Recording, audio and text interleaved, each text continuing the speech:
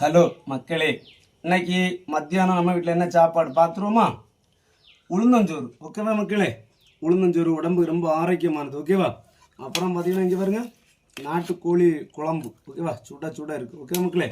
அப்புறம் பார்த்தீங்கன்னா கொஞ்சம் பந்தி இறைச்சி ஃப்ரை, அப்புறம் ஒரு அவிச்ச முட்டை, அப்புறம் பார்த்தீங்கன்னா ஒரு சிகப்பு வாழைப்பழம். ஓகே மக்களே?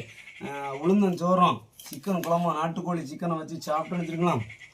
வேறு லெவலில் இருக்கும். பார்த்துருங்க, செம்ம டேஸ்ட்டாக இருக்கும் மக்களே. இங்கே அந்த மாதிரி சாப்பிட்ருக்கீங்களா? உளுந்தஞ்சோறும் நாட்டுக்கோழி குழம்பும் வச்சு சாப்பிட்றீங்களா?